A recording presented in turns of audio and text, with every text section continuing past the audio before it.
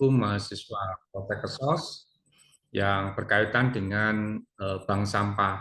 Bank sampah itu kalau dalam konteks pekerjaan sosial hijau itu contoh kecil gitu ya, contoh kecil dari kegiatan pekerjaan sosial hijau dan itu masuk kategori Komdev atau pemberdayaan masyarakat yang berkaitan dengan eh, lingkungan gitu ya. Ini hostnya sudah hadir? Sudah Bapak, izin Sudah ya. Oke, bisa kalau langsung sudah mungkin bisa dibantu share screen. untuk share screen. Siap Bapak. Ya, Saya izin share screen Bapak. nanti.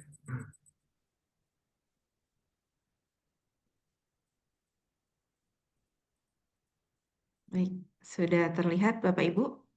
Yap. Ya, sudah. Oke. Bisa saya mulai, Mbak? Mangga Bapak. Ya, ya baik. Assalamualaikum warahmatullahi wabarakatuh.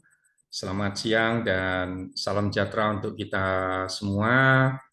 Syukur alhamdulillah kita sudah bisa bergabung di acara mingguan yang diselenggarakan oleh Sekolah Pekerjaan Sosial Inovatif dan saya mengapresiasi dari Sekolah Pekerjaan Sosial Inovatif ini karena eh, apa bisa menyelenggarakan webinar online secara rutin yaitu tiap minggu dan ini tentu menjadi ajang bagi para pekerja sosial dan juga akademisi gitu ya untuk tetap mengupgrade pengetahuannya khususnya yang berkaitan dengan pekerjaan sosial. Baik, dari Bapak Ibu, sebelum saya lanjut ke slide berikutnya, apakah di antara Bapak Ibu pernah mendengar atau membaca artikel yang berkaitan dengan pekerjaan sosial hijau sebelum saya menyampaikan ini? Silakan Bapak Ibu. Apakah Bapak Ibu pernah mendengar istilah atau pernah membaca artikel atau tulisan yang berkaitan dengan pekerjaan sosial hijau atau dalam bahasa Sundanya itu green social work gitu ya. Silakan Bapak Ibu, barangkali ada yang sudah pernah mendengar atau sudah melakukan praktek itu tapi tidak menyadari bahwa itu bagian kecil atau bagian dari praktek pekerjaan sosial hijau. Silakan barangkali ada Bapak Ibu yang sudah pernah mendengar gitu ya atau mungkin sudah melakukan. Ya, di banyak tempat itu sudah ada ya contoh-contoh tentang bank sampah, kemudian merubah masyarakat yang tadinya kumuh, kemudian diubah menjadi masyarakat yang secara ekologi tertata dengan baik. Ya, karena nggak ada yang menjawab, saya lanjutkan saja. Ya, temanya adalah krisis lingkungan, apa peran Peksos Hijau, gitu ya. Lanjut, Mbak.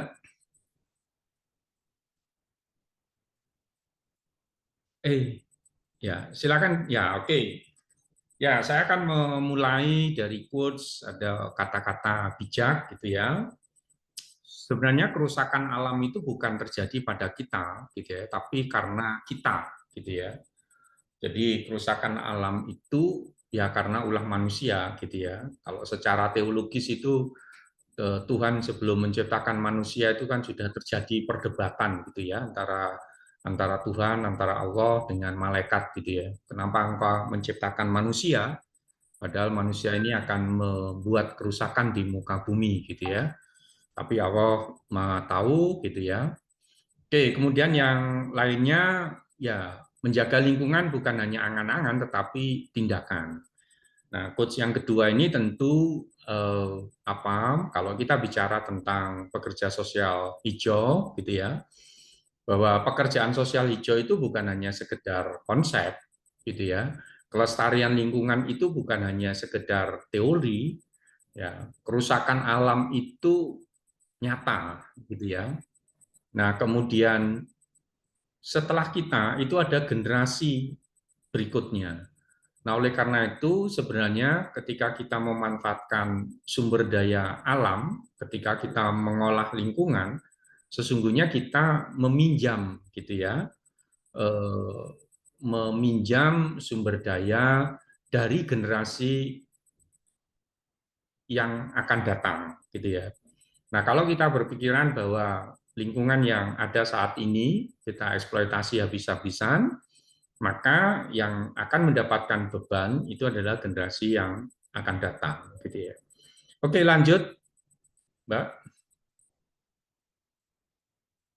Ya, nah, saya yakin Bapak Ibu peserta dari Zoom meeting ini atau webinar online ini sudah sering lah menonton berita di televisi, membaca berita online, kemudian juga mendengarkan berita-berita tentang bencana alam, gitu ya.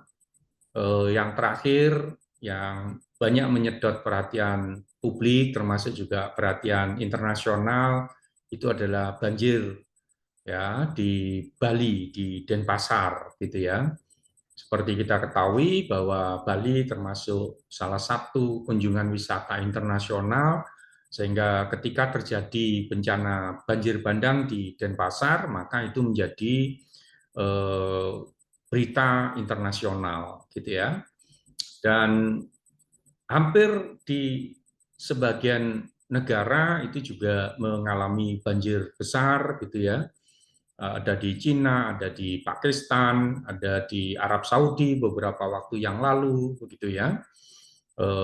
Termasuk di negara-negara lain di Asia itu juga mengalami banjir bandang, gitu ya.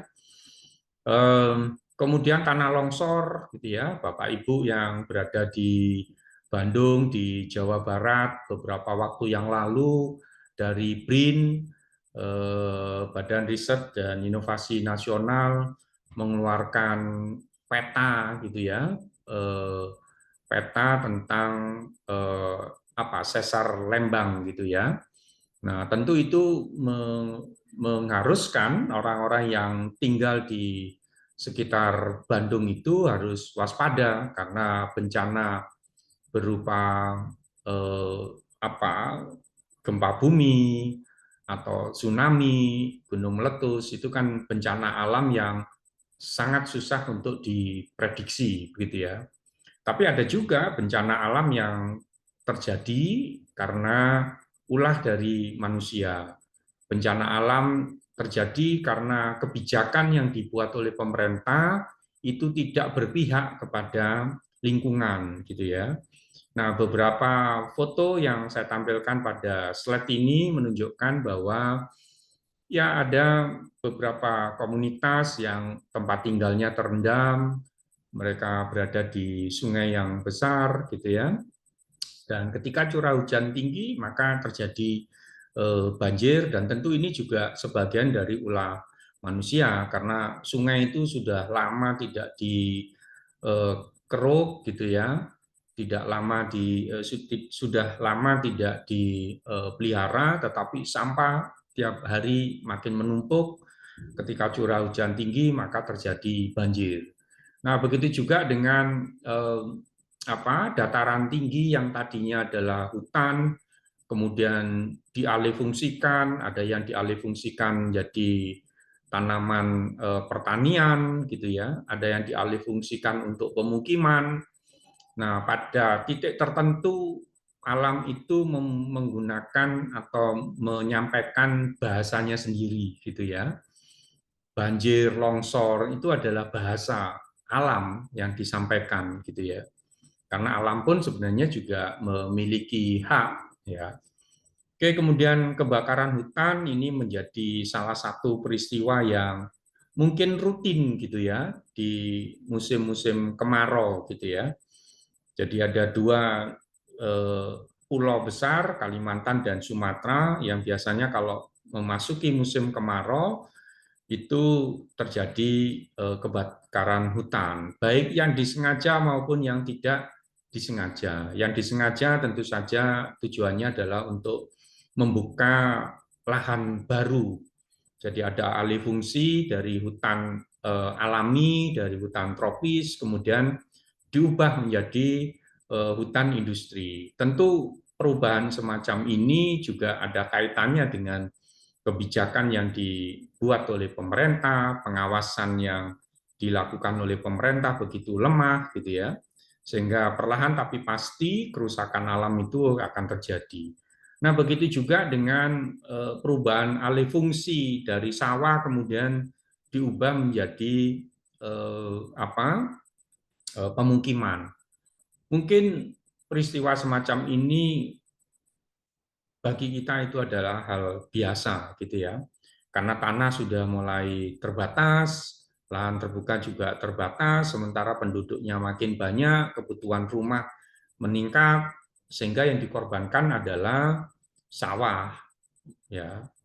Nah, ini juga akan berdampak ya, domino, berdampak panjang juga begitu sawah-sawah itu semakin menyempit gitu ya, maka pemerintah ya mau tidak mau harus ekspor beras dalam jumlah yang besar karena sebagian sawahnya sudah beralih fungsi menjadi pemukiman gitu ya. Nah, tentu perubahan-perubahan semacam ini tanpa disadari itu menjadi bagian dari eh, kerusakan lingkungan gitu ya. Oke, lanjut ke slide berikutnya. Silakan. Ya, ya, saya pikir Bapak Ibu peserta Zoom meeting itu sudah sering ya membaca berita-berita semacam ini gitu ya, yang terkait dengan kebakaran hutan, kemudian banjir di Bali dan di NTT gitu ya. Nah, tentu ada banyak yang melihat dari sudut pandang yang berbeda-beda gitu ya. Nah, kejadian-kejadian semacam ini karena kita menjadi bagian dari komunitas pekerja sosial, maka bisa kita lihat dari sudut pandang pekerjaan sosial. Dan salah satu setting atau salah satu bidang atau salah satu cabang dari praktek pekerjaan sosial yang berkaitan dengan persoalan lingkungan itu adalah pekerja sosial hijau atau pekerjaan sosial hijau ya, atau dalam bahasa Inggrisnya green social work gitu ya. Nah, pertanyaannya adalah ketika banyak terjadi bencana, apa yang dilakukan oleh pekerja sosial, terutama pekerja sosial hijau? Kalau untuk pekerja sosial kebencanaan itu sudah banyak yang melakukan. Salah satu kegiatan yang dilakukan diantaranya adalah memberikan layanan dukungan psikologis gitu ya. Itu yang sering dilakukan oleh teman-teman yang memiliki konsentrasi pada kebencanaan gitu ya. Tapi itu kan setelah alam atau setelah terjadi bencana. Nah, sementara pekerjaan sosial hijau itu tidak hanya bekerja pada saat terjadi kerusakan lingkungan alam, tetapi juga melakukan pencegahan-pencegahan. Bahkan juga melakukan advokasi, terutama pada kebijakan-kebijakan yang dianggap tidak pro pada kelestarian lingkungan, gitu ya. Baik, lanjut, silakan. Nah, ya karena waktunya terbatas, maka saya akan membahas beberapa hal yang terkait dengan pekerjaan sosial hijau, gitu ya. Paling tidak ada 3 aspek yang akan saya sampaikan. Yang pertama tentu aspek teoretikal dan aspek pengetahuan. Kemudian yang kedua adalah, yang pertama itu aspek pendahuluan, hal-hal yang relevan dengan konsep pekerjaan sosial hijau. Kemudian yang kedua berkaitan dengan teori, yang ketiga berkaitan dengan etika atau prinsip-prinsip dalam pekerjaan sosial hijau, gitu ya. Dan tentu juga bersinggungan dengan praktek, gitu ya. Nah, kalau kita bicara tentang praktek, maka itu ada kaitannya dengan metode. Nah, dengan waktu yang sangat terbatas, saya akan mencoba menjelaskan pekerjaan sosial hijau dari 3 sudut pandang itu. Jadi dari aspek knowledge-nya, dari aspek metodenya, skill-nya, kemudian dari aspek prinsip dan etikanya. Nah, di bagian awal ini tentu akan saya memulai dengan definisi dan ruang lingkup, kemudian perbedaan dengan pekerjaan sosial konvensional, dampak perubahan iklim pada kelompok rentan, kemudian krisis lingkungan dan keadilan sosial, kemudian kemiskinan, ketimpangan, dan degradasi lingkungan, dan berikutnya adalah Paxos Hijau dan SDGs, gitu ya. Jadi sebelumnya kita mengenal MDGs, gitu ya. Sekarang SDGs, Sustainable Development Goals. Jadi tujuan pembangunan berkelanjutan. Oke, lanjut, Mbak. Lanjut slide berikutnya. Wah, ada Bu Didit ini. Selamat datang, Bu Didit.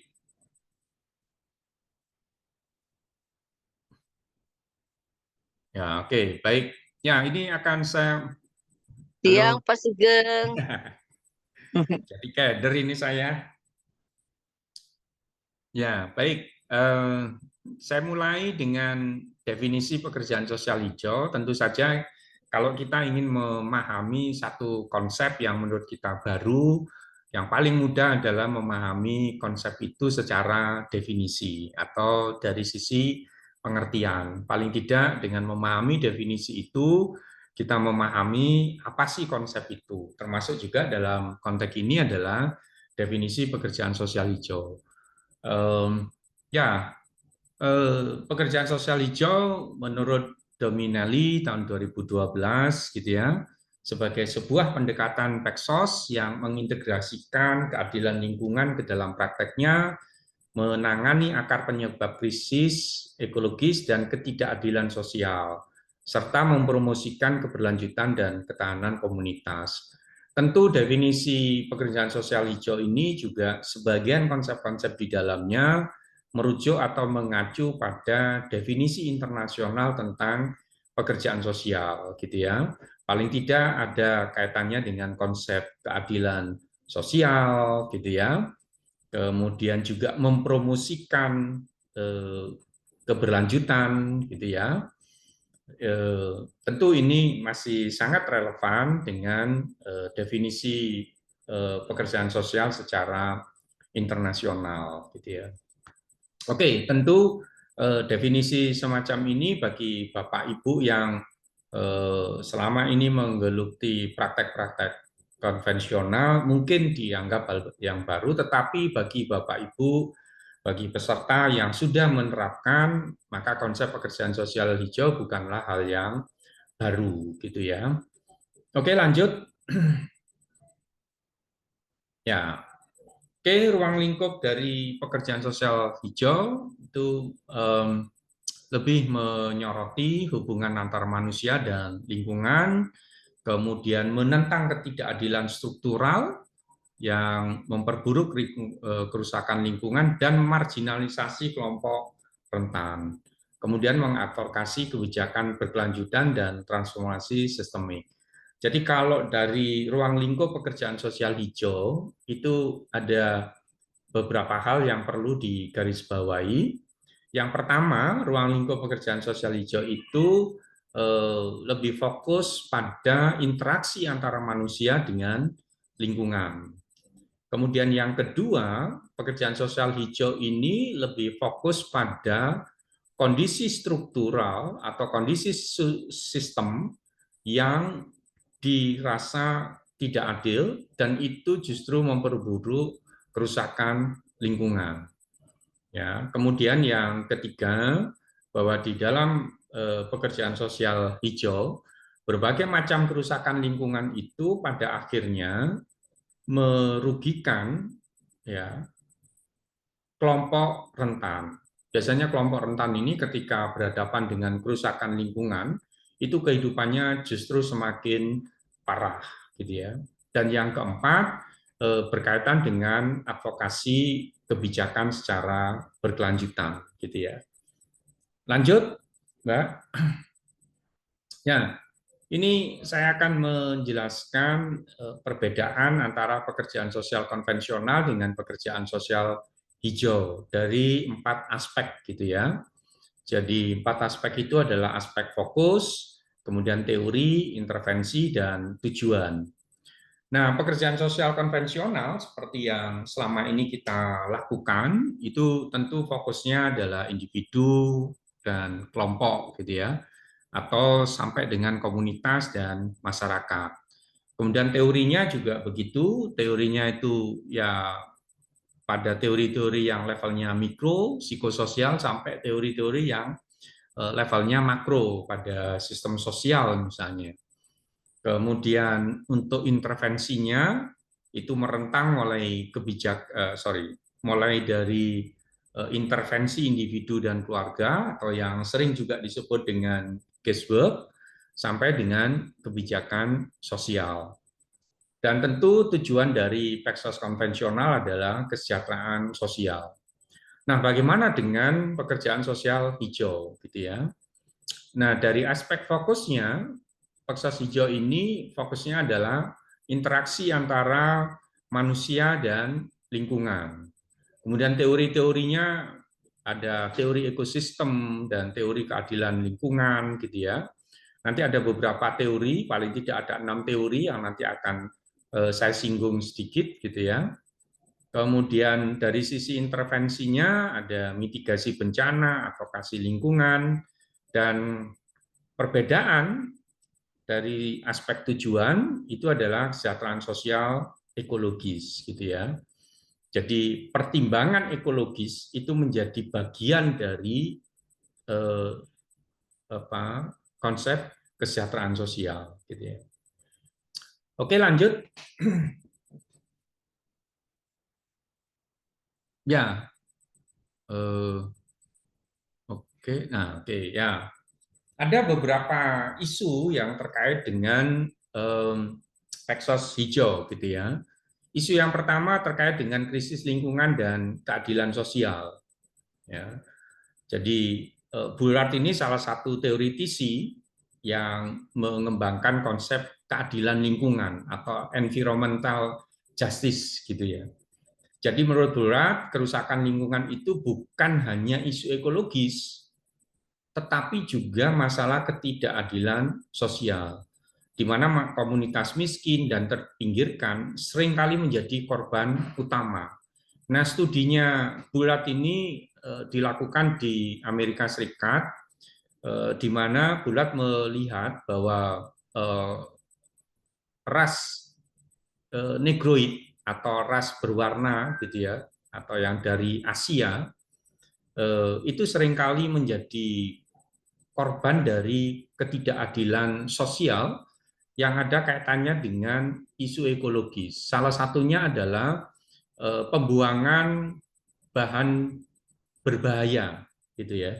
Nah, itu seringkali pembuangan barang berbahaya itu di dekat komunitas yang terpinggirkan itu. Dan oleh karena itu komunitas yang berkaitan dengan kelompok negroid, kalau di Amerika Serikat itu seringkali menjadi korban dari ketidakadilan yang ada kaitannya dengan isu-isu lingkungan, gitu ya. Oke, dikembalikan ke slide yang tadi, Mbak.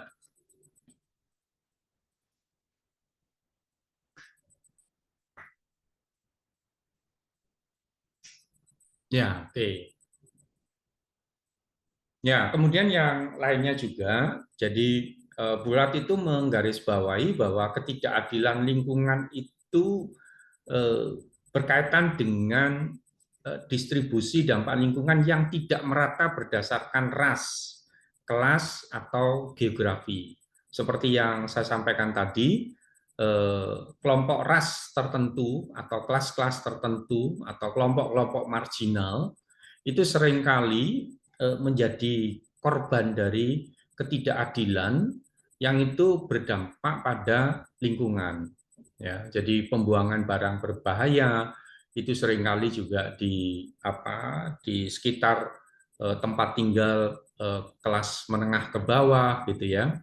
Kemudian juga seringkali kerusakan lingkungan itu terjadi di komunitas yang memiliki identitas ras tertentu, gitu ya. Nah, maka Bulat menggunakan istilah ketidakadilan lingkungan itu. Lanjut, Mbak. Oke, lanjut. Slide berikutnya. Ya, berikutnya dampak perubahan iklim pada kelompok rentan. Jadi seperti yang saya singgung di awal tadi, jadi kelompok rentan itu salah satu kelompok yang ketika terjadi perubahan iklim, ketika terjadi bencana ekologis, ya, mereka menjadi kelompok yang kehidupannya semakin menderita. Ya. Seperti kita ketahui, kelompok rentan itu diantaranya ya ada masyarakat miskin, perempuan, penyandang disabilitas, lanjut usia, gitu ya. Nah, ketika mereka dihadapkan pada isu-isu yang berkaitan dengan perubahan iklim dan kerusakan lingkungan, mereka mengalami penderitaan yang lebih parah, gitu ya, dibanding kelompok yang lain. Nah, tentu dalam perspektif Paxos Hijau, gitu ya, ini melihat dampak dari masalah lingkungan dan juga isu keadilan, yang tentu pada akhirnya memerlukan intervensi secara menyeluruh, gitu ya. Nah, kelompok-kelompok rentan ini bisa tinggal di daerah rawan bencana, gitu ya, seperti di daerah pesisir, di mana ancamannya adalah terjadinya tsunami. Atau misalnya kalau di perkotaan atau di kota-kota besar, mereka tinggal di pinggir-pinggir sungai yang mereka sangat rawan menghadapi banjir, gitu ya. Kalau yang di pesisir bisa juga mengalami ancaman banjir rob. Atau mereka yang tinggal di daerah perbukitan itu rawan terjadinya tanah longsor, gitu ya. Nah, apalagi kelompok rentan yang hidup di daerah rawan bencana ini kemudian juga ditambah dengan akses yang terbatas pada sumber daya adaptasi. Nah, inilah yang menyebabkan ketika terjadi perubahan iklim, maka kelompok rentan ini akan mengalami penderitaan yang lebih parah, gitu ya. Nah, menurut WHO tahun 2021, gelombang panas, polusi udara, dan penyakit tropis meningkat akibat perubahan iklim, terutama mempengaruhi kelompok miskin tanpa akses layanan kesehatan, gitu ya. Jadi seperti kita ketahui, kelompok-kelompok miskin ini terkadang dihadapkan pada rendahnya aksesibilitas pada layanan kesehatan. Salah satunya itu. Oke, lanjut. Lanjut, Mbak. Ya, yang berikutnya adalah keterkaitan segitiga kemiskinan, ketimpangan, dan degradasi lingkungan, gitu ya. Jadi tiga aspek ini, yaitu kemiskinan, kemudian ketimpangan, dan degradasi lingkungan, itu memiliki keterkaitan yang cukup erat, sehingga ketika terjadi penurunan kualitas lingkungan, maka kelompok miskin itu semakin miskin hidupnya, gitu ya. Dan tentu ini akan melahirkan dampak sosial, salah satunya adalah terjadinya ketimpangan sosial. Dengan kualitas lingkungan yang semakin menurun, bisa jadi ketimpangan akan semakin meluas atau semakin melebar, gitu ya. Nah, sebagaimana dikemukakan oleh Dominelli, gitu ya, masyarakat miskin sering tinggal di daerah dengan akses terbatas pada sumber daya alam yang sehat, seperti air bersih atau lahan subur, sehingga lebih rentan terhadap dampak degradasi lingkungan seperti polusi atau banjir atau kekeringan, gitu ya. Jadi seperti kita ketahui, beberapa wilayah di Indonesia itu yang seringkali ditinggali oleh kelompok masyarakat miskin. Begitu terjadi kekeringan, maka mereka mengalami kesulitan untuk mendapatkan air bersih. Ya, kita sering menonton di berita televisi bagaimana sebagian masyarakat Indonesia ketika dihadapkan pada kemarau panjang, untuk mendapatkan air bersih mereka harus jalan berkilo-kilometer, gitu ya, dengan kondisi alam yang susah untuk dilewati hanya untuk mendapatkan air, dan itu pun juga sebenarnya tidak layak untuk dikonsumsi, gitu ya. Nah, ini tentu sangat relevan terkait dengan hubungan ketiga konsep ini. Nah, sebagaimana dikemukakan oleh Burat, jadi keterkaitan tiga hal ini itu justru akan memperparah ya, kemiskinan struktural. Jadi dengan terjadinya degradasi lingkungan, sumber daya alamnya terbatas, kemudian akses kesehatannya juga sangat terbatas. Nah, biasanya kelompok masyarakat miskin ini itu semakin miskin dan semakin sulit keluar dari kemiskinannya itu. Nah, oleh karena itu kelompok miskin yang susah untuk keluar dari kondisi miskinnya itu terkadang juga disebut sebagai kemiskinan struktural, gitu ya. Oke, lanjut. Ya, kemudian yang isu yang lainnya tentu pekerjaan sosial hijau ini ada relevansinya dengan tujuan pembangunan berkelanjutan atau SDGs. Ini sebagai kelanjutan dari MDGs, Millennial Development Goals, gitu ya. Ada 17 tujuan yang harus dicapai. Nah, ketika kita berbicara tentang pekerjaan sosial hijau, setidaknya ada tiga ya, atau ada tiga tujuan pembangunan berkelanjutan atau SDGs. Yang pertama tentu Paksos Hijau ini ada kaitannya dengan tujuan yang pertama. Ya. Jadi pekerjaan sosial hijau sejalan dengan tujuan pembangunan berkelanjutan, terutama nomor satu, yaitu tanpa ada kemiskinan, gitu ya.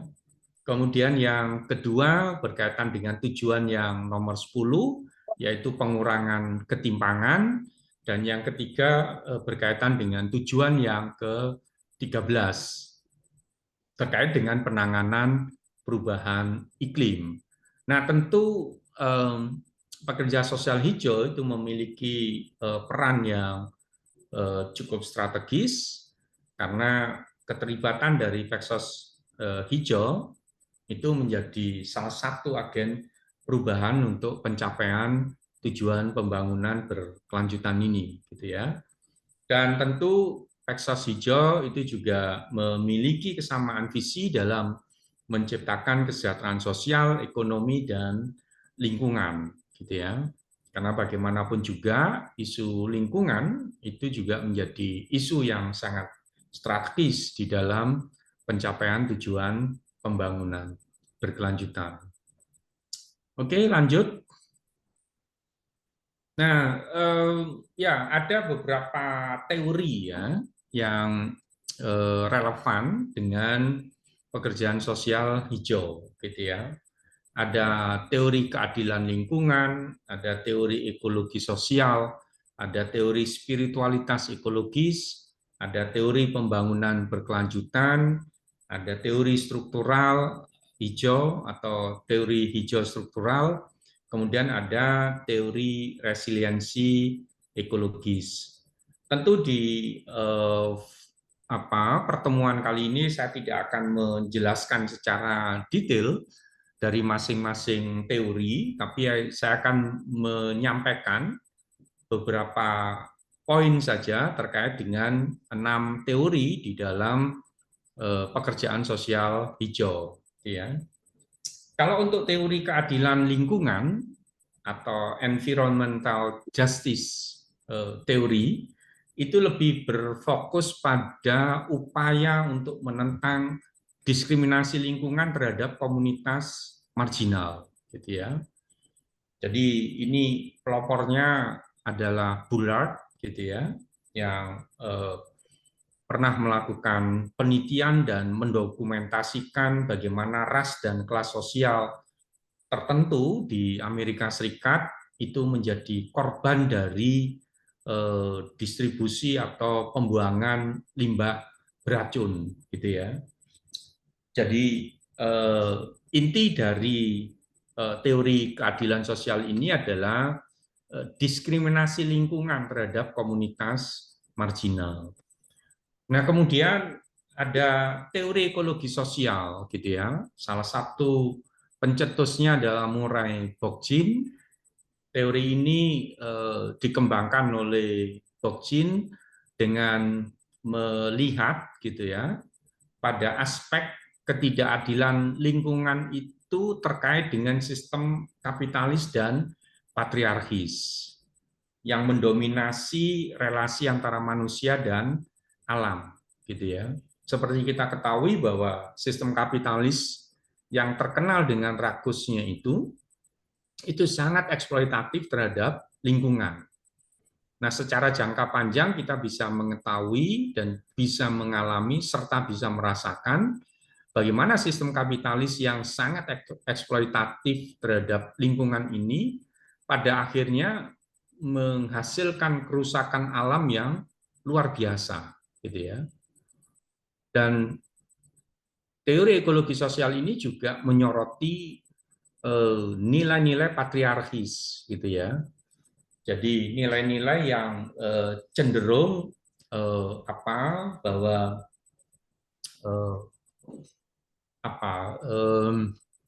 kerusakan lingkungan itu karena ada cara berpikir yang patriarkis, cara berpikir yang kelaki-lakian, cenderung maskulin, gitu ya. Kalau matriarkis itu kalau dikaitkan dengan aspek lingkungan, itu kan seringkali bersinggungan dengan kelestarian, gitu ya, memelihara lingkungan, gitu. Tapi kalau patriarkis itu kecenderungannya adalah merusak, kecenderungannya adalah mengeksploitasi, gitu ya. Nah, ini inti dari teori ekologi sosial. Kemudian kalau teori pembangunan berkelanjutan itu lebih melihat pada keselarasan 3P. P yang pertama itu profit, P yang kedua adalah people, dan P yang ketiga adalah planet. Kalau diterjemahkan, profitnya itu melihat pada aspek ekonomi, kemudian P yang kedua people itu melihat pada aspek sosial, dan yang ketiga P yang ketiga adalah planet, itu adalah aspek lingkungan.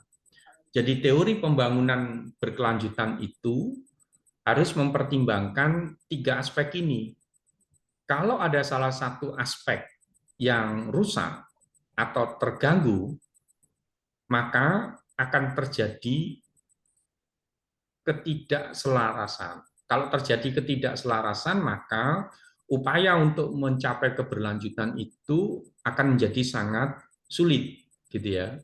Jadi misalnya begini, berbagai macam kebijakan itu hanya mengejar profit saja, keuntungan ekonomi saja, terutama kebijakan-kebijakan yang berkaitan dengan pengelolaan lingkungan. Hanya mengejar profit, hanya mengejar keuntungan ekonomi, tanpa memperhatikan keberlanjutan dan keberlangsungan dari kehidupan sosial, people-nya, tanpa memperhatikan kelestarian dan keberlanjutan dari planet atau lingkungan. Itu pasti satu saat juga akan mengalami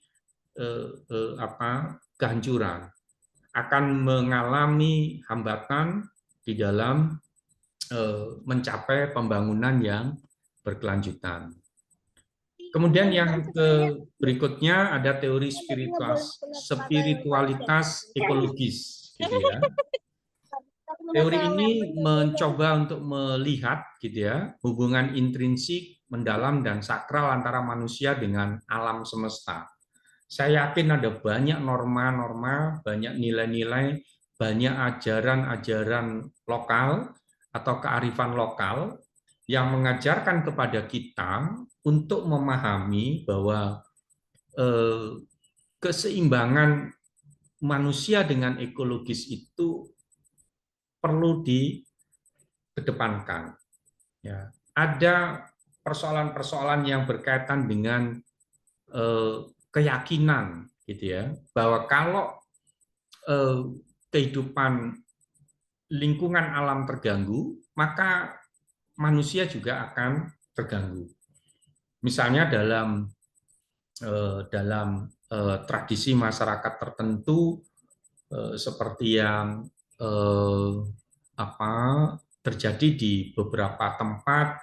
Kalau di Kuningan itu ada satu kolam gitu ya, airnya jernih, di situ ada banyak ikan besar-besar gitu ya, hitam-hitam. Nah, kemudian di situ dikembangkan satu nilai, kalau ada orang yang mencoba menangkap, kemudian memakan atau mengkonsumsi ikan dari kolam itu, maka dia akan mengalami kemalangan, dia akan mengalami musibah.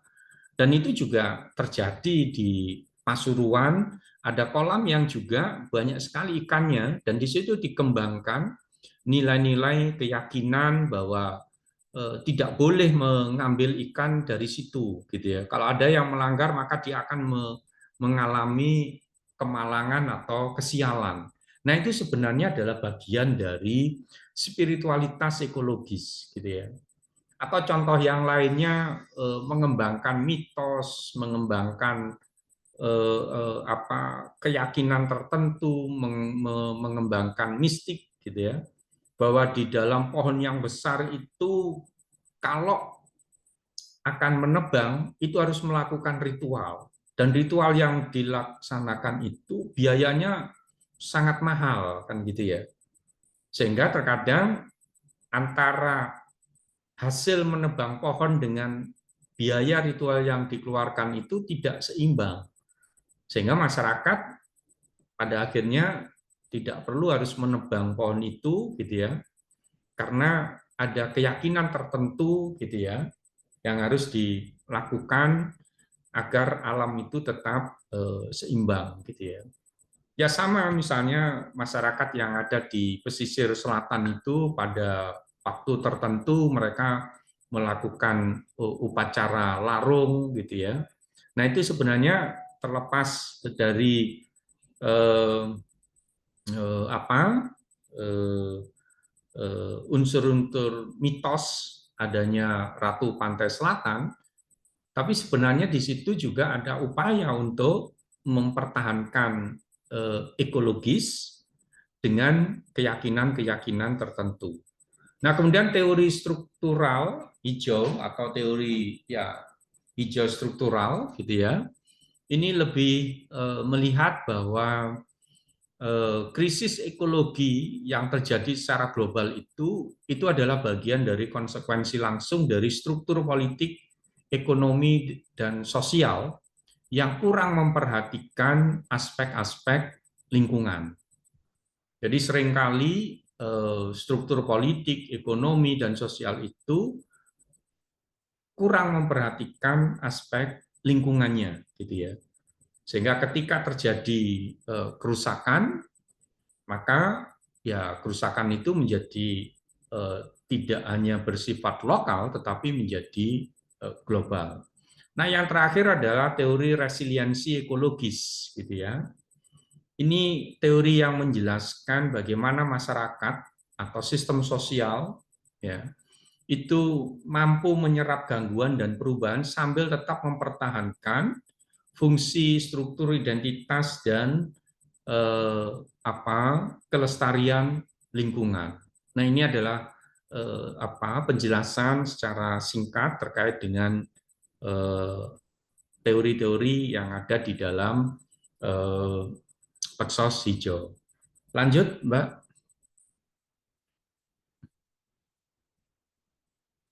Ya, kemudian ini ada kaitannya dengan praktek Peksos Hijau, gitu ya. Tadi di awal sebenarnya juga sudah saya singgung, paling tidak ada 3 setting atau 3 ranah gitu ya, di mana pekerja sosial hijau itu bisa melakukan prakteknya. Yang pertama adalah Peksos dalam bencana ekologi. Jadi seperti kita ketahui bahwa jenis-jenis bencana itu banyak gitu ya. Salah satunya adalah bencana ekologi. Nah, bencana ekologi adalah bencana yang disebabkan oleh faktor-faktor lingkungan, gitu ya. Nah, kalau kita kembalikan lagi pada pengertian atau definisi terkait dengan Peksos hijau, yaitu intervensi atau praktek pekerjaan sosial yang lebih fokus pada hubungan antara manusia dan lingkungan, maka bencana ekologi itu adalah salah satu jenis bencana alam atau bencana ekologi yang sebabnya itu karena ada kontribusi dari perilaku manusia, gitu ya. Jadi tidak hanya sekedar bencana alam yang alamiah, tetapi juga ada kontribusi dari kecerobohan manusia terhadap lingkungan. Kemudian praktek yang kedua terkait dengan community development berbasis lingkungan, gitu ya. Saya yakin ini sudah ada beberapa Peksos, terutama Peksos komunitas yang juga memperhatikan aspek-aspek lingkungan. Beberapa kali saya menjadi penguji tesis, itu ada juga beberapa tema yang sebenarnya itu bersinggungan dengan Komdev berbasis lingkungan. Meskipun secara teoritiknya itu tidak dijelaskan dengan menggunakan praktek Peksos hijau, karena fokusnya hanya ke Komdevnya, dan kemudian dikaitkan dengan persoalan lingkungan. Nah, menurut saya nanti ke depan bisa jadi praktek-praktek Komdev yang kemudian itu berbasis lingkungan itu juga dipoles dengan pendekatan-pendekatan, strategi, metode yang dikembangkan pada praktek Peksos hijau, gitu ya. Nah, kemudian yang ketiga itu adalah praktek di ranah kebijakan dan advokasi lingkungan. Saya yakin juga beberapa teman itu sudah pernah terlibat di dalam kegiatan-kegiatan, terutama untuk advokasi lingkungan, gitu ya. Beberapa waktu yang lalu di Pulau Rempang, gitu ya, ada salah satu kawasan yang akan dijadikan pusat industri dan ternyata di sana harus menggusur masyarakat lokal dan kemudian ada dari kelompok tertentu yang mencoba untuk melakukan advokasi lingkungan, gitu ya. Dan saya yakin banyak sekali contoh-contoh terkait dengan praktek advokasi lingkungan, gitu ya. Nah, tentu dengan pemahaman semacam ini kita berharap nanti kegiatan-kegiatan kebijakan dan advokasi lingkungan itu diinisiasi dan diinisiasi oleh teman-teman yang memang memiliki latar belakang Peksos, gitu ya. Baik, lanjut. Silakan dilanjut. Ya, yang berikutnya terkait dengan etika yang ada di dalam praktek Peksos hijau, gitu ya. Yang pertama kita akan berbicara tentang prinsip-prinsip yang harus dikembangkan di dalam praktek pekerjaan sosial hijau. Yang pertama adalah prinsip keadilan lingkungan, bahwa di dalam praktek pekerjaan sosial hijau itu berbagai macam ketimpangan, berbagai macam ketidakadilan lingkungan itu harus diupayakan diubah menjadi satu kondisi yang lebih memperhatikan pada aspek-aspek keadilan lingkungan. Dan kemudian prinsip yang kedua adalah keberlanjutan, bahwa semua program, semua kegiatan, semua aktivitas itu harus mempertimbangkan prinsip-prinsip keberlanjutan, gitu ya. Yang berikutnya terkait dengan tanggung jawab, itu ada advokasi kebijakan, dan yang kedua adalah kolaborasi lintas sektor. Jadi dalam konteks pekerjaan sosial hijau maupun praktek pekerjaan sosial konvensional, Peksos itu tidak bisa bekerja sendiri, tetapi seringkali harus melibatkan eh, pihak lain, melibatkan sektor lain, gitu ya. Nah, oleh karena itu di dalam praktek pekerjaan sosial hijau itu harus dikembangkan kolaborasi lintas sektor. Terakhir, ya saya ingat saya terakhir. Slide berikutnya, ya. Nah, ini ada eh, 4 hal yang berkaitan dengan ekonomi hijau dan kesejahteraan sosial. Sebenarnya tidak hanya 4 ya, tapi bisa lebih dari itu. Tetapi saya hanya fokus pada 4 hal ini. Yang pertama adalah ekonomi sirkular, seperti yang sudah saya sampaikan di awal tadi, gitu ya, bahwa ada produk air mineral dalam kemasan yang kemudian mengembangkan ekonomi sirkular. Ya, dari pabrik ya dikembalikan ke pabrik menjadi produk baru, gitu ya, yang seringkali menggunakan prinsip-prinsip 3R itu ya. Kemudian yang kedua adalah green jobs, pekerjaan-pekerjaan yang bersinggungan dengan kelestarian lingkungan, gitu ya. Kemudian yang ketiga berkaitan dengan pengentasan kemiskinan, dan yang keempat adalah community development ekologi, atau ya ekologi yang berkelanjutan, gitu ya. Oke, lanjut. Nah, terakhir itu tadi. Ya, itu beberapa hal yang eh, bisa saya sampaikan terkait dengan konsep pekerjaan sosial hijau. Sekali lagi, mungkin ini adalah konsep yang bukan hal yang baru, tapi mungkin beberapa teman mungkin dianggap hal yang baru, gitu ya. Kalau di angkatan saya, angkatan Bu Didit, itu insya Allah waktu kuliah itu belum dikenalkan dengan konsep Peksos hijau. Tapi belakangan itu sudah mulai ada referensi yang berkaitan dengan Peksos hijau, gitu ya. Saya pikir itu semoga bermanfaat, dan ya saya berharap ada banyak diskusi sehingga saya juga bisa mendapatkan informasi tambahan terkait dengan praktek dari Bapak Ibu yang mungkin juga sudah berkaitan dengan Peksos hijau atau bersinggungan dengan Peksos hijau. Saya kembalikan kepada host. Baik, terima kasih Pak Sugeng atas materinya luar biasa sekali. Bapak Ibu semuanya boleh kasih reaction ya, reaction. Ada nih tombol reaction di masing-masing fitur Zoom-nya. Oke, banyak Ya, applause terima Pak kasih. Sugeng. Ya, oke, terima kasih. Baik, terima kasih Pak Sugeng atas Ya, materinya. Selanjutnya kita mungkin bisa langsung ya Pak untuk ya, masuk ke sesi diskusi ya. gitu. Oke. Nah, bagi Bapak Ibu, punten Pak, ini banyak di room chat bahwasanya Ya. peserta ingin di-share materinya. Apakah berkenan Pak?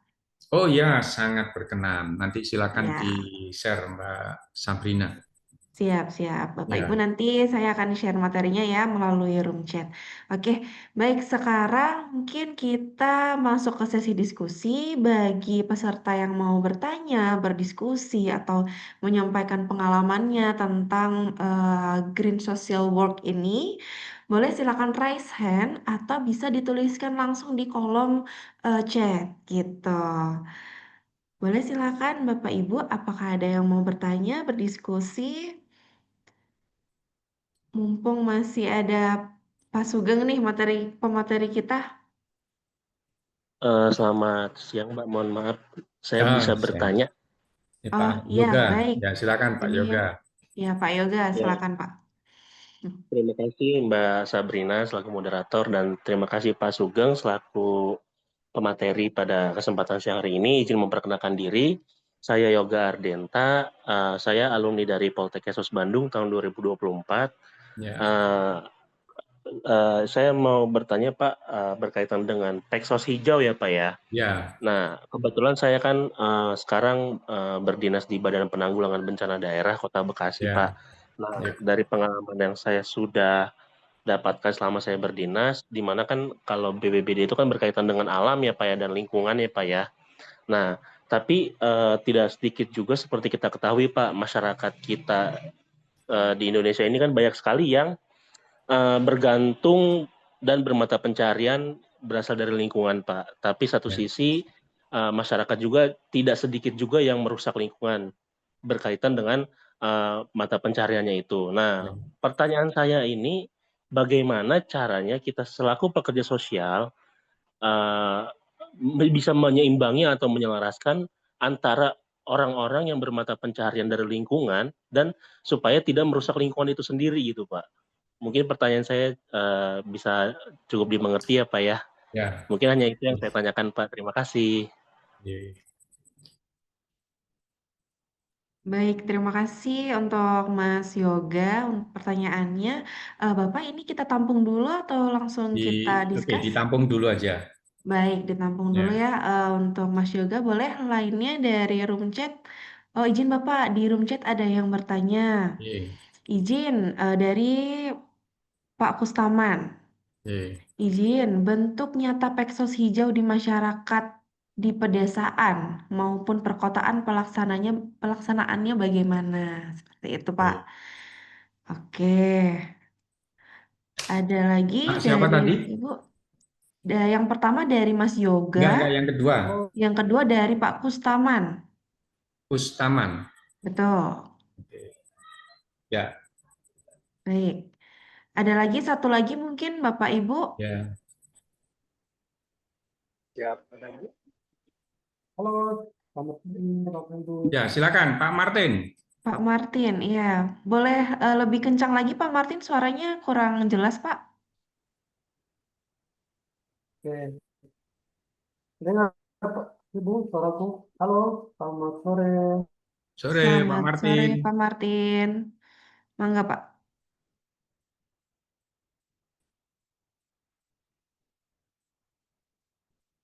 Silakan Pak Martin.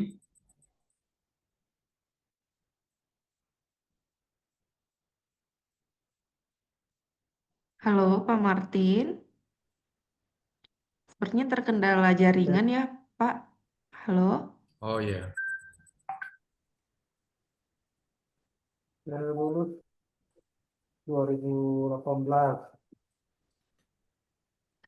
Pak Martin, mohon maaf, mungkin boleh Suaranya. bergeser sedikit Pak.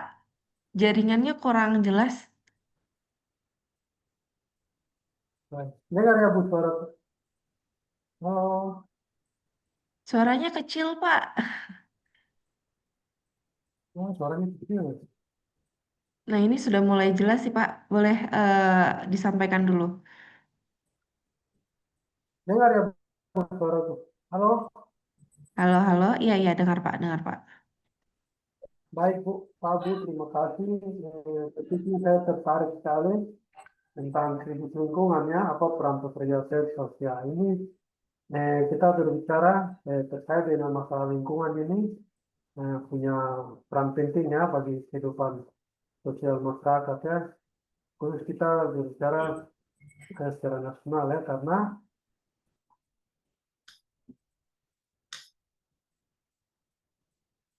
Pak Martin, jaringannya rendah ini. Suaranya putus-putus di saya. Nah, sekarang Betul. ngebis.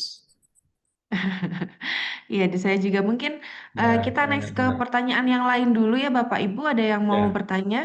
Mungkin nanti Pak Martin bisa ditulis di kolom chat saja pertanyaannya. Dari Bapak Ibu peserta yang lain, ada yang mau berdiskusi, bertanya, menyampaikan pendapat, pengalaman?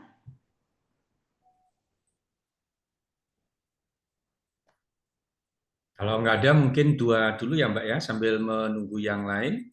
Oh ya, Ya, siap, kita siap. Siap manfaatkan Pak, waktu Mangga. yang ada. Ya, Siap, baik, siap. saya jawab pertanyaan yang kedua aja dulu dari Pak. Pustaman ya. Ya, dari Pak Ya, Pustaman. betul, Ya, Pak. beliau ingin mendapatkan contoh sebenarnya praktek pekerjaan sosial hijau itu seperti apa, gitu ya. Kalau misalnya kita eh, mencontohkan praktek peksos hijau, itu tentu harus ada aktornya, yaitu pekerja sosial. Ya. Meskipun sebenarnya beberapa kegiatan yang bisa dikembangkan oleh Peksos Hijau itu sudah ada di sekitar kita, gitu ya. Salah satu contoh saja, ya pengelolaan bank sampah, gitu ya. Ini kan seringkali justru diinisiasi oleh teman-teman dari luar Peksos, gitu ya. Kalau toh ada, itu terkadang tidak sampai mengalami keberlanjutan. Kalau toh ada, mungkin hanya sedikit sekali. Bahkan terkadang yang mengelola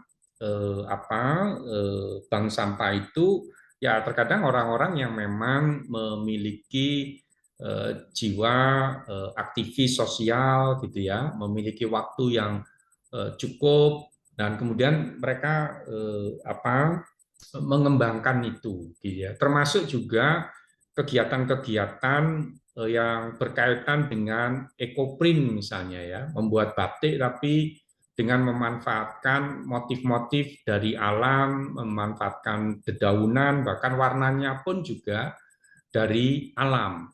Dan itu pun seringkali juga bukan diinisiasi oleh pekerja sosial hijau.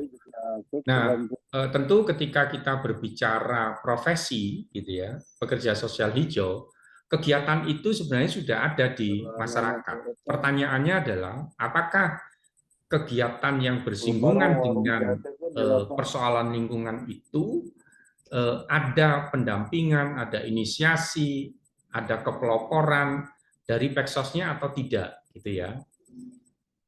Kalau tidak ada kan tidak bisa serta-merta itu diklaim sebagai bagian dari pekerjaan sosial hijau, gitu ya.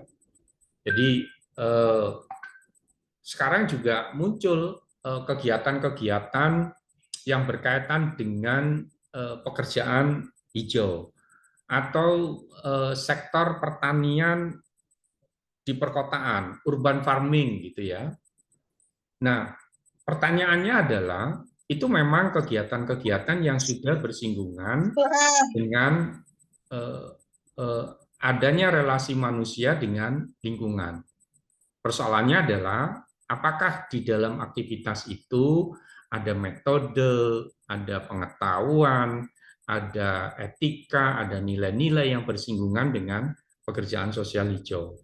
Nah, sepanjang ada kehadiran dari pekerja sosial dan kemudian kegiatannya itu memang berkaitan dengan kelestarian alam, gitu ya, kemudian mengembalikan fungsi-fungsi alam sebagaimana mestinya, gitu ya, ada program, ada advokasi kebijakan dan lingkungan, gitu ya, maka itu bisa diklaim menjadi bagian dari praktek pekerjaan sosial hijau. Jadi kalau sebenarnya contoh-contoh itu sudah cukup banyak. Bahkan sekarang ada komunitas yang mencoba untuk memanfaatkan sumber daya alam secara maksimal dengan tetap mempertimbangkan kelestarian dan keseimbangan lingkungan, gitu ya.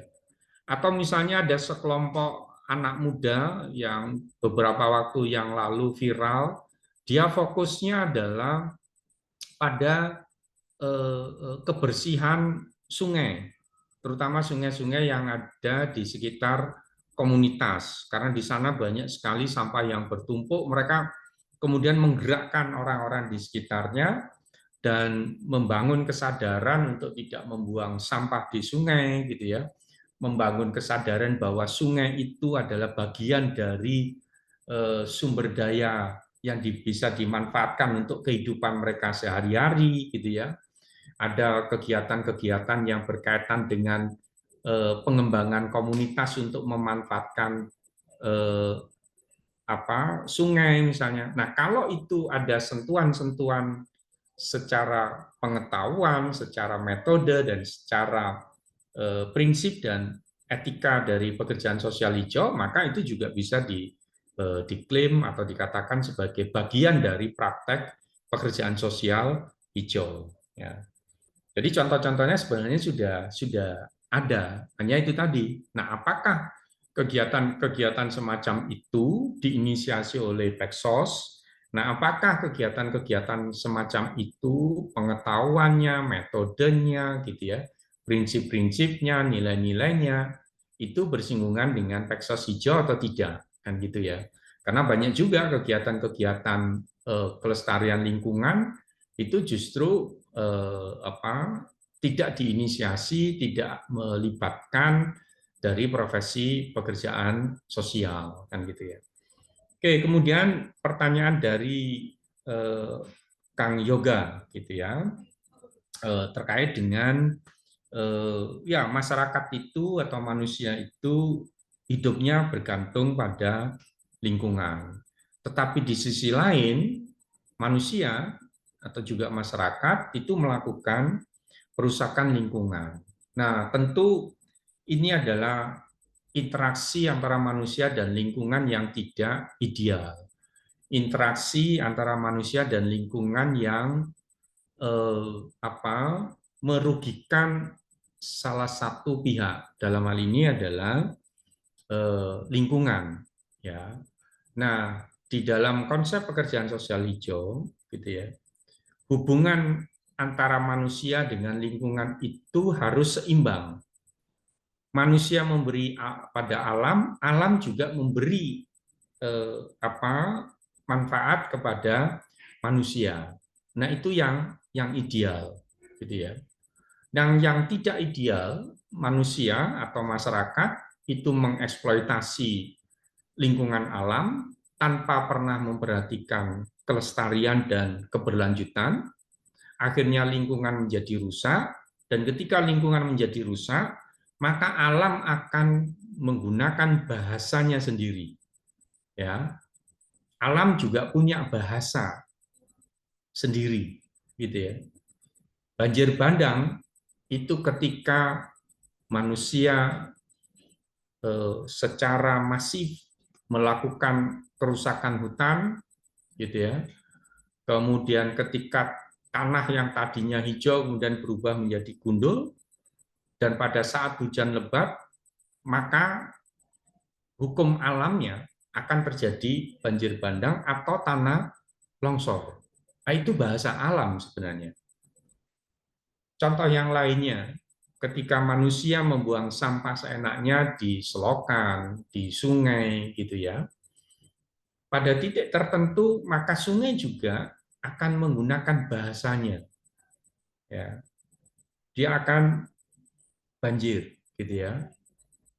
Termasuk juga masyarakat di pesisir yang tidak pernah memikirkan, gitu ya, bahwa di pesisir pantai yang memungkinkan untuk ditanami pohon mangrove, itu harusnya kan ditanami pohon mangrove. Karena dengan pohon mangrove itu, maka ada spesies yang hidup di situ, ada beberapa jenis ikan yang bisa ditangkap, tapi dia memberikan pertahanan, memberikan perlindungan pada masyarakat pesisir akan bahayanya ombak besar, kan gitu ya. Nah, tentu kalau kita berbicara tentang bagaimana mengelola lingkungan yang ideal, ya dikembalikan pada relasi antara manusia dengan lingkungan yang ideal. Jadi alam sudah memberikan banyak kemanfaatan kepada manusia, maka manusia juga harus memberikan kemanfaatan pada alam dengan berbagai macam program, dengan berbagai macam kegiatan, kan gitu ya.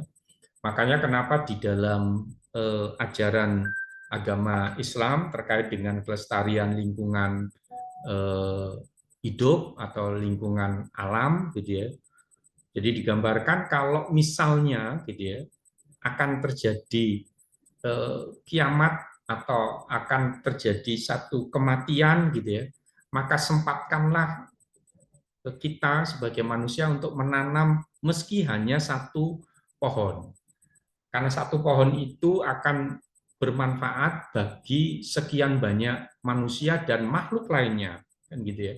Sehingga menanam pohon pun itu sebenarnya juga menjadi bagian dari ibadah, gitu ya. Nah, saya pikir itu jadi menjaga keseimbangan. Saya sangat senang sekali dengan kegiatan-kegiatan kelestarian lingkungan alam, gitu ya. Ada dua prinsip gitu ya. Dari alam dikembalikan ke alam, dari pabrik dikembalikan ke pabrik, kemudian menghasilkan produk baru. Dan kemudian nanti produk baru ketika dia menjadi sampah, diolah lagi, kemudian menjadi produk baru lagi. Begitu juga prinsip dari alam dikembalikan ke alam. Misalnya kita membiasakan ibu-ibu rumah tangga yang memasak di dapur, kemudian memilahkan antara sampah organik dengan anorganik, kemudian sampah organiknya dikembalikan lagi ke alam agar dia bisa menjadi pupuk gitu ya, agar dia menyuburkan tanah yang ada di sekitarnya.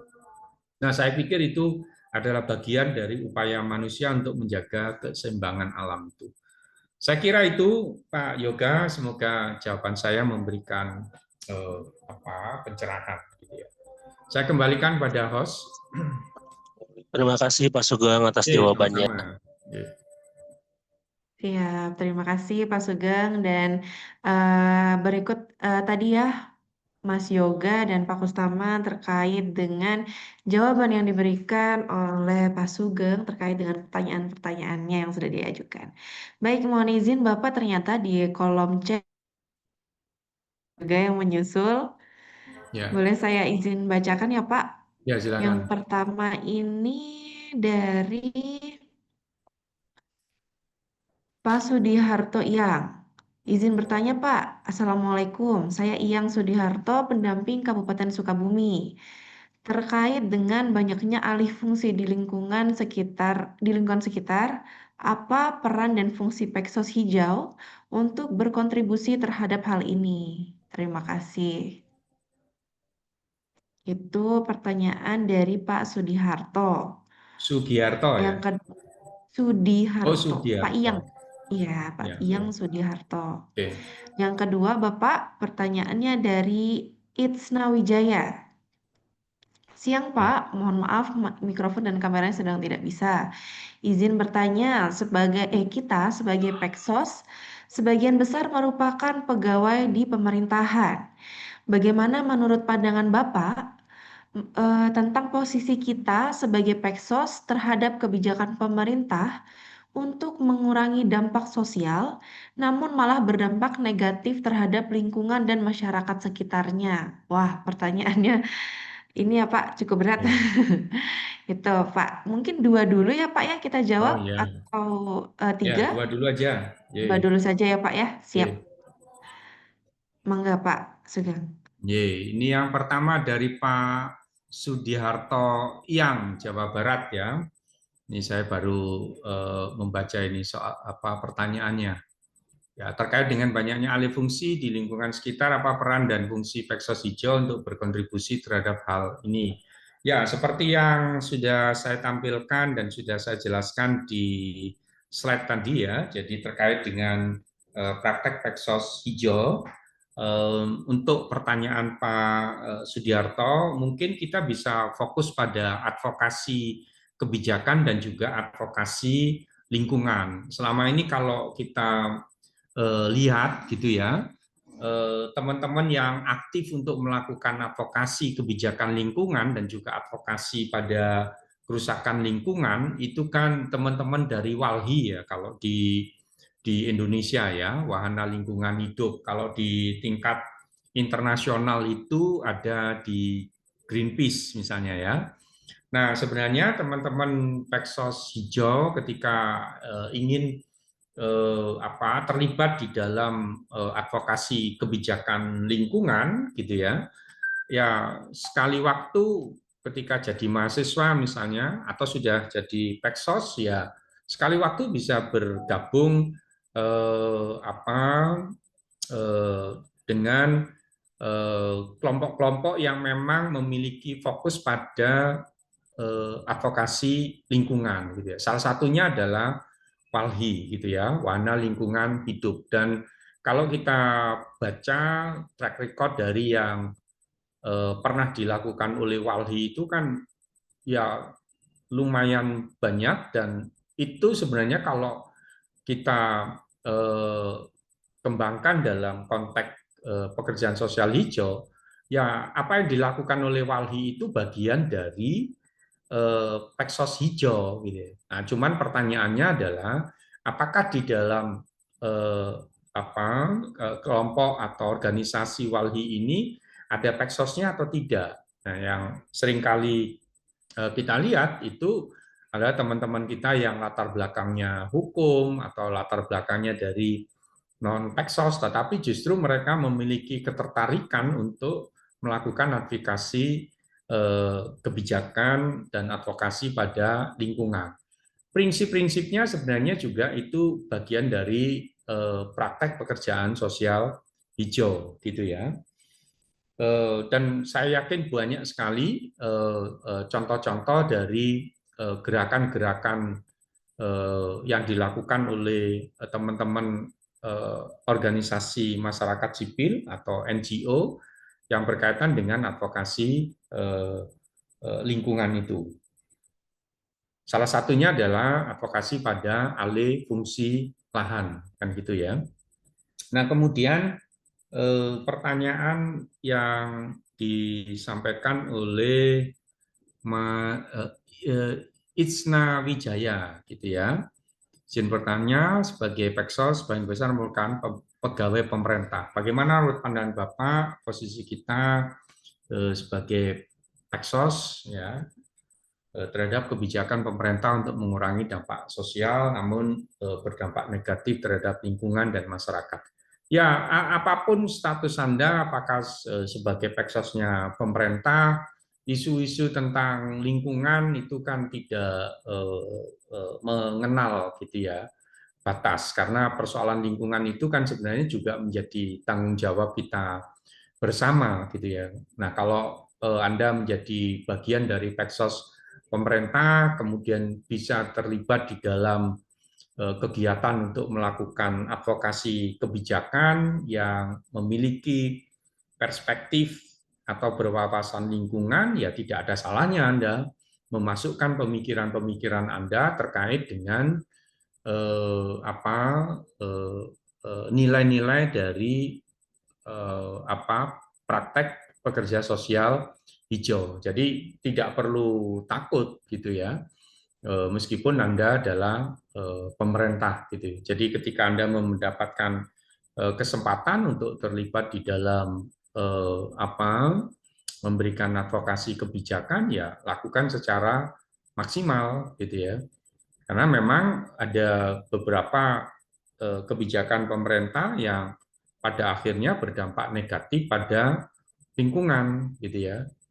Jadi misalnya untuk mencapai tujuan food estate atau ketahanan pangan nasional itu kan kemudian pemerintah membuka lahan-lahan baru itu. Ada yang awalnya hutan kemudian diubah menjadi sawah, dan ternyata menurut laporan dari beberapa NGO yang bergerak di lingkungan ada juga yang tidak berjalan dengan baik ya. Pembukaan lahan baru dengan melakukan perusakan hutan, tapi ternyata tanamannya tidak bisa tumbuh subur karena tidak dilakukan riset yang riset yang baik gitu ya. Jadi Anda bayangkan yang tadinya itu hutan kemudian diubah menjadi lahan tanaman pangan, apakah jadi jagung, kemudian padi gitu ya. Nah, ternyata nggak bisa tumbuh subur gitu ya. Jadi sudah melakukan kerusakan alam demi program ketahanan pangan, tapi hasilnya tidak maksimal. Dan itu saya yakin terjadi di beberapa daerah ya, termasuk juga di Papua misalnya, ya di daerah-daerah pegunungan yang sebenarnya secara topografis dan secara iklim tidak memungkinkan ditanami tanaman sejenis padi gitu ya. Tapi akhirnya dibuka lahan untuk nanam padi. Akhirnya terjadi ya padinya tidak sesuai dengan harapan ya. Nah, tentu ini juga memerlukan advokasi kebijakan terutama pada program-program pemerintah yang dianggap itu bersinggungan dengan merusak lingkungan dan juga menyebabkan alih fungsi yang dapat menurunkan kualitas lingkungan. Saya pikir itu. Saya kembalikan ke Mbak Sabrina.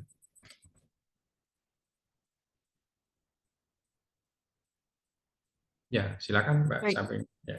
Ya, siap. Terima kasih Pak Sugeng atas jawabannya. Tadi ya Bapak Sudiharto Iyang dan Kak Itsna Wijaya tentang terkait dengan jawaban dari Pak Sugeng gitu ya. Bapak izin ini masih ada 2 pertanyaan terakhir, mau boleh dijawab dua-duanya atau gimana Pak? Yang Masih mana ada ini? waktu? Oh, yang Pak Sumarna ya? Iya, ada Pak Sumarna Oke, dan ya. Pak Encep Kuswandi. Saya izin bacakan Oke, ya yang Pak. di bawahnya ya. Ya. Oke, Pak Ya, Sumarna dari Pak ya Sumarna. Pak Sumarna. Bagaimana Peksos dapat berperan dalam program penghijauan untuk meningkatkan kesadaran yang dapat digunakan Peksos untuk melibatkan masyarakat dalam kegiatan penghijauan. Ini lebih ke strateginya ya Pak ya. Bagaimana Ya. cara mengajak masyarakat untuk ikut menghijaukan lingkungan gitu. Dan yang kedua pertanyaannya dari Pak Encep Kuswandi. Menyimak yang telah Bapak paparkan terkait dengan Peksos Hijau. Bagaimana, apakah ada wacana, mungkin ya ini pertanyaannya, apakah ada wacana program ke depan terkait yang akan melibatkan Peksos, mungkin terkait green social work yang melibatkan Peksos gitu, Ya. program-programnya gitu Pak mungkin. Oke. Mangga Pak. Ya, terima kasih Mbak Sabrina. Ya, pertanyaan yang pertama dari Pak Sumarna ya terkait dengan strategi Peksos untuk kegiatan penghijauan. Saya pikir kalau yang berkaitan dengan kegiatan-kegiatan yang melibatkan masyarakat itu tentu kita sudah mendapatkan bekal ya, terutama ketika kita mendapatkan mata kuliah yang berkaitan dengan pemberdayaan masyarakat kan gitu ya, atau pemberdayaan komunitas ya, atau pengembangan masyarakat atau apapun namanya yang memang itu berkaitan dengan community development. Saya pikir metode pendekatan dan strategi kita sudah memiliki, tinggal kalau dikaitkan dengan Peksos Hijau, apalagi ini dengan kegiatan penghijauan gitu ya. Nah, tidak hanya sekedar menanam kembali ya, atau tidak hanya sekedar melakukan reboisasi gitu ya, tetapi juga bagaimana kemudian ketika reboisasi itu sudah berhasil dan kemudian bagaimana merawat dan kemudian bagaimana lahan atau lahan yang kemudian sudah reboisasi tadi itu bisa selaras dengan kehidupan manusia. Jadi kegiatan penghijauan itu tidak hanya sekedar gitu ya, menghijaukan kembali, tidak hanya sekedar menanam, tetapi bagaimana kemudian alam juga memberikan manfaat yang maksimal untuk kehidupan manusia dan manusia juga memberikan kemanfaatan pada alam. Sebab kalau dua aspek itu hidup secara berdampingan dan selaras, maka kelestarian alam akan dapat kita nikmati gitu ya. Oke, intinya itu jadi pendekatan, metode, program, strategi itu tinggal kita aplikasikan saja dari pengetahuan yang kita pelajari saat kita belajar tentang Komdev itu. Oke, kemudian apa wacana program ke depan terkait di atas yang akan melibatkan Peksos gitu ya.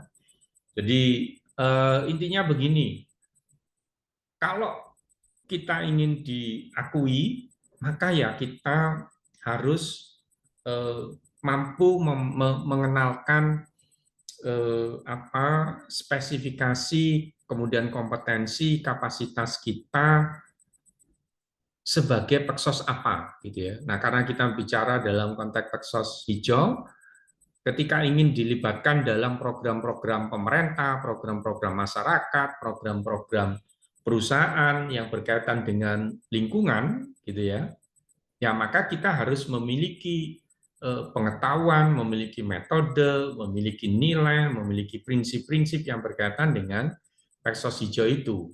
Misalnya saja ketika ada teman-teman yang dilibatkan dalam kegiatan CSR yang kegiatannya berfokus pada lingkungan, agar kegiatan CSR itu memiliki warna Peksos hijau, maka kan harus dikenalkan itu ya. Sama ketika saya menjelaskan tentang Peksos digital itu. Ngapain juga Peksos ngurusi masalah digital? Oh, padahal ternyata referensinya sudah cukup banyak gitu ya. Tapi kalau kita tidak mau memperkenalkan diri kita, profesi yang lainnya mungkin juga tidak akan mengakui keberadaan kita gitu ya.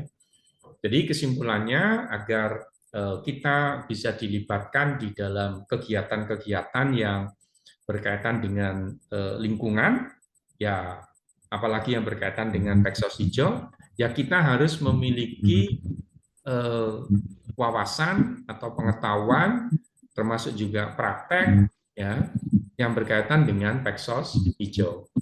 Saya kira itu, semoga Pak Encep Kuswati bisa menerima penjelasan saya, termasuk juga Pak Sumarna. Saya kembalikan kepada Mbak Sabrina. Siap, terima kasih Pak Sugeng. Wah, luar biasa sekali ya jawaban dari narasumber kita dan juga pertanyaan-pertanyaan dari partisipan gitu ya Pak. Semuanya dari ke-6 pertanyaan ini semuanya menarik dan Ibu semua oleh narasumber kita Pak Sugeng Puji Laksono. Terima kasih Bapak atas jawabannya. Dari rekan-rekan yang lain mungkin untuk sesi diskusinya sudah ada 6 pertanyaan yang diajukan gitu ya ke Pak Sugeng. Terima kasih, sepertinya sudah ada di penghujung kegiatan ya Pak ya, di penghujung webinar gitu. Mungkin ada sedikit dari Sugeng closing statement yang bisa disampaikan untuk partisipan yang hadir. Suaranya putus-putus ini Mbak Sabrina.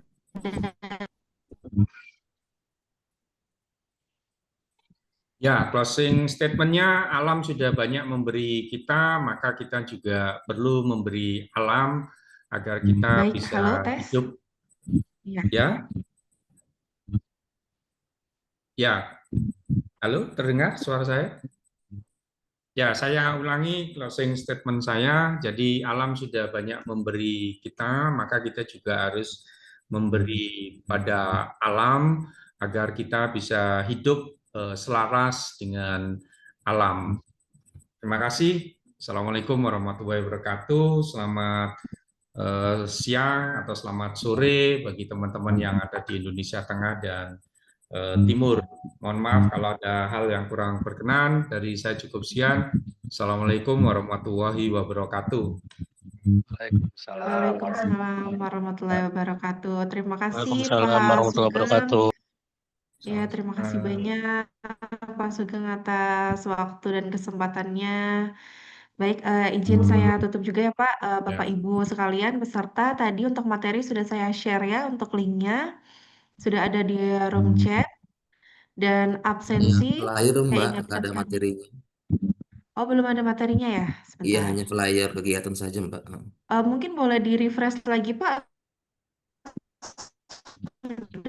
Sudah, Mbak. Tidak ada, hanya flyer saja. Ada materinya di Ya, itu ini hanya saya, pamflet, Mbak. Pamflet isi materi kegiatan Zoom meeting ini, Mbak. Belum ada materinya, Mbak. hanya flyer saja ya.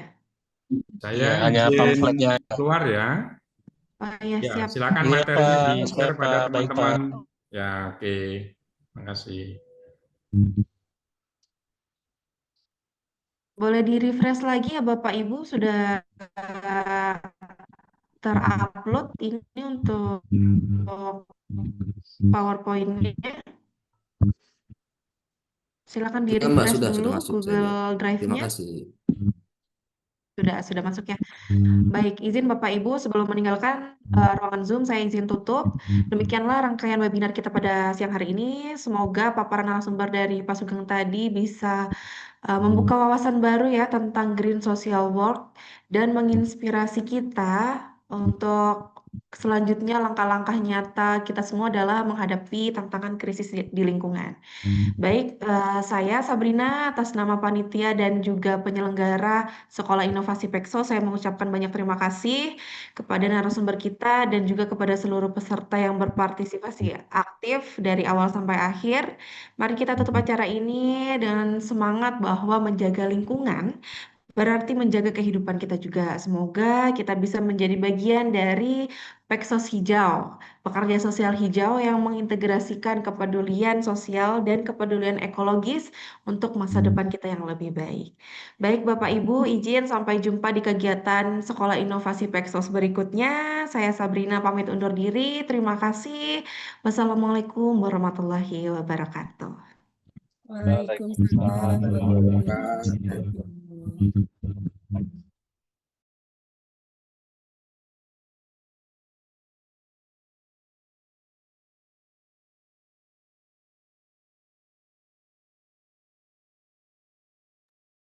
Absennya jangan lupa diisi ya Bapak Ibu semuanya. Siap, Ya, Bu. Pak. Ya, Bu. Untuk sertifikatnya nggak ada sertifikat.